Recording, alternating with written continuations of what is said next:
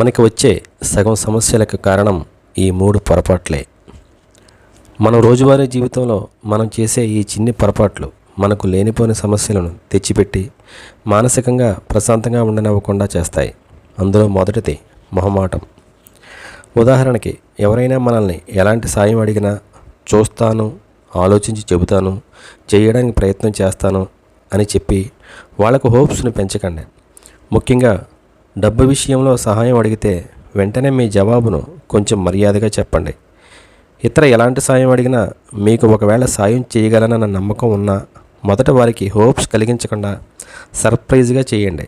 మీరు చేయలేమని అనుకున్నప్పుడు సారీ అని చెప్పేయండి. మీరు ఇలా వెంటనే చెబితే వారు ఏమైనా అనుకుంటారేమో అని సందేహపడవద్దు.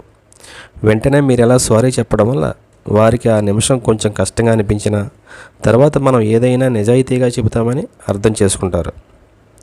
2. క్లారిటీ. మనం ఎవరితోనైనా ఏదైనా చెప్పాలనుకుంటున్నప్పుడు, అడగాల్సినప్పుడు, తెలుసుకోవాల్సినప్పుడు ఈ 3 సందర్భాల్లో మీ విషయాన్ని చాలా క్లియర్గా 1కి 2 సార్లు చెప్పి కన్ఫర్మ్ చేసుకోండి.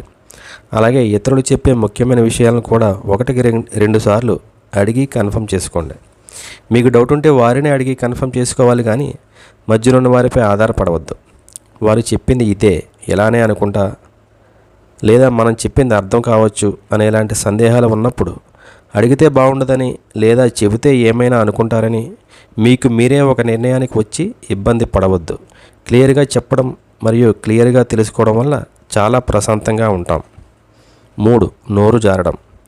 సడన్గా నోరు జారి ఆలోచించకుండా మాట్లాడడం, అలాగే మన భావోద్వేగాలను నియంత్రించకుండా ప్రవర్తించడం చాలా మందిలో మనం చూస్తూ ఉంటాం. దీనివల్ల పెద్ద పెద్ద నాయకులు కూడా ప్రస్తుత పరిస్థితుల్లో ట్రోల్ అవుతూ ఉన్నారు. కేసులను ఫేస్ చేస్తున్నారు. వారి పేరును కూడా కోల్పోతున్నారు. మనం కూడా సడన్గా ఏదైనా అన్నా, ఆ విధంగా ప్రవర్తించినా ఆ తర్వాత అది పదే పదే గుర్తుకు వచ్చి మనం అలా అనకుండా ఉండాల్సింది, వేరే రకంగా అనాల్సింది అని బాధపడుతూ ఉంటాం. ఏదైనా అనే ముందు కొంచెం ఆలోచించి మాట్లాడడం, మన హావభావాలను కొంచెం నియంత్రించుకోవడం వల్ల మనం చాలా సమస్యలకు దూరంగా ఉంటాం.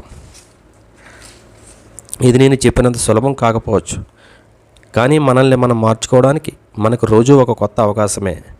మనకున్న సమస్యలతోనే నిరంతరం మనం పోరాడుతుంటే వీటి వలన మనకు కొత్త సమస్యలు వచ్చి మన ప్రశాంతతను దూరం చేస్తాయి. అందుకే ఈ 3 తప్పులను చేయకుండా ఉండడానికే ప్రయత్నం చేయండి. మీకు ఈ కంటెంట్ నచ్చినట్లయితే లైక్ చేయండి, షేర్ చేయండి. మరిన్ని వీడియోల కోసం మా ఛానల్ని సబ్స్క్రైబ్ చేయండి. Thank you.